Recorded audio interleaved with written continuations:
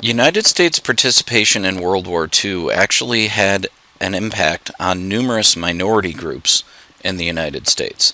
And this can be something that you think of in a positive sense, a positive impact, but it could also be a negative impact. So, the first group to discuss is women.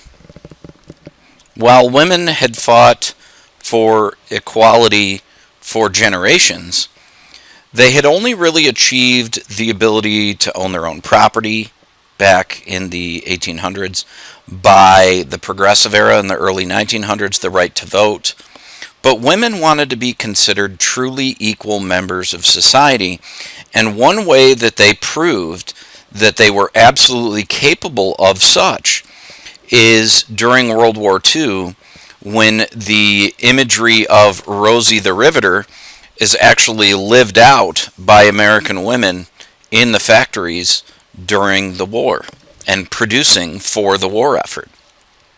So it's no mistake that immediately following World War II, there is an increased level of participation among women in the equal rights movement. You also have the contributions of black Americans. This man on the left, his name is Dory Miller.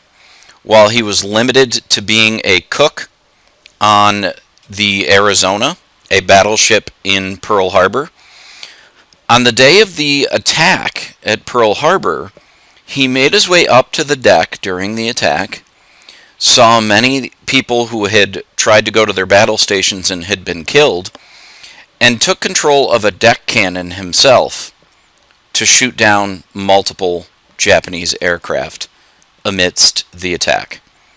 He won the Congressional Medal of Honor for his actions at Pearl Harbor. And there's not only individuals like Dory Miller, but entire groups like what comes to be known as the Tuskegee Airmen, pilots who served honorably during the war and were responsible for shooting down many, many enemy aircraft, proving, much like women in factories, that black Americans were just as capable of anything as anyone else. The old adage of, we all bleed red. Much like women accelerating their movement for equal rights, after World War II there was an accelerated movement for civil rights for black Americans as well. It is no mistake that the war ends in 1945, and in 1947, Jackie Robinson is breaking the color barrier in Major League Baseball by beginning a career with the Brooklyn Dodgers. In 1948, Harry Truman issues an executive order that integrates the United States military, no longer allowing segregated units in the military. And into the 1950s, you have things like the Brown versus Board of Education decision, Rosa Parks and the Montgomery bus boycott. It is no mistake that honorable service in World War II, in fact, led to an accelerated civil rights movement. You also have the contributions of Native Americans.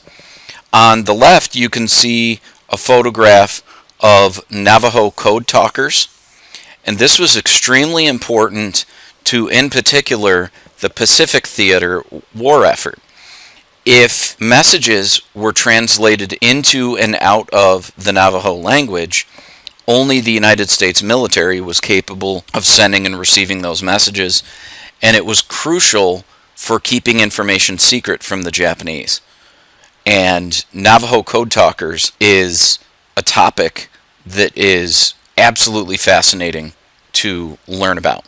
There is a good Hollywood film called Wind Talkers, starring Adam Beach, and it does a great job of not only showing the contributions of Native Americans, but also some of the discrimination that they suffered from their own comrades, let alone their enemies.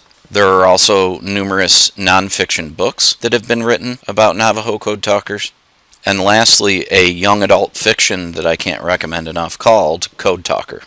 On the right is a formal photograph of a man named Ira Hayes in his dress uniform. Why am I mentioning Ira Hayes? Well, I told you in the previous lecture about U.S. involvement in the war, and the Pacific Theater, specifically Iwo Jima, and the raising of the flag at Iwo Jima, Ira Hayes was one of the men that was in that recreated flag raising at Iwo Jima. He was then used to go around the United States encouraging people to buy war bonds. So he quite literally became a mascot of the military to try to convince people to buy war bonds. And Ira Hayes felt a sense of guilt in doing so because he had only participated in a staged flag raising. He didn't really feel like much of a hero.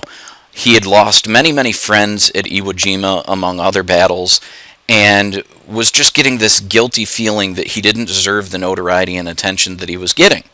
Probably saddest of all, however, is when Ira Hayes deals with those issues of anxiety and depression.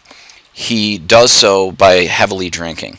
And instead of getting the kind of help that he needed, the government really just cast him aside. And Ira Hayes, as a matter of fact, quite literally drank himself to death. And so Ira Hayes is a person who was cast aside because of being a Native American and somebody that the military didn't necessarily care about. And that's tragic.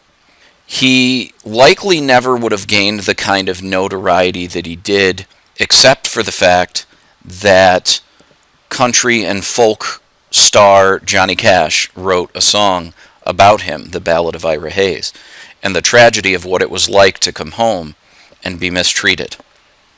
A man from our local community, Mr. Al Tarbell, a man that my father got to know when they both used to work out together at the gym.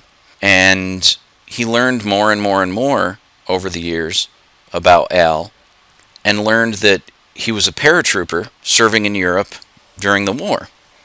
And his name is actually mentioned in a book that was written by one of his commanding officers called All the Way to Berlin. And so the Al that my father knew is pictured here on the right. Al has since passed away, as have many, many decorated World War II veterans. But you can see a photograph here of First Sergeant Al Tarbell when he was serving in Company H of the 504th Regiment of the 3rd Battalion of the 82nd Airborne. This is as real deal hero as you get. And amazingly enough, Al was one of only 2 men in his unit who made it all the way through the war without a scratch. Never even needed to see the medic for any wounds of any kind. That's amazing. And I always fondly sit and listen to stories that my father passes on, having heard from Al while working out together.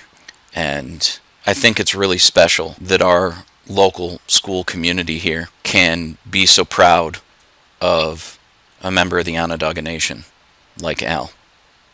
Really a hero in our midst his whole life.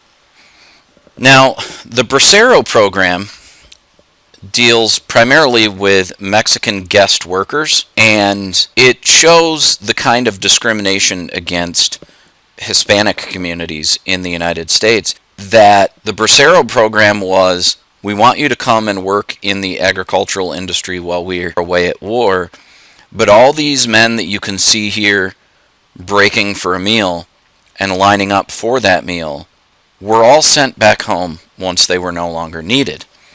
And so some of the issues that we think of today with illegal immigration and overstaying visas, they seem to be rather petty issues when you think back to something like the Bracero Program, where men were brought into the United States, but only for as long as they were needed, and then they were sent packing. And that's a sad story. So the impact of the war on the Hispanic community is not very positive at all.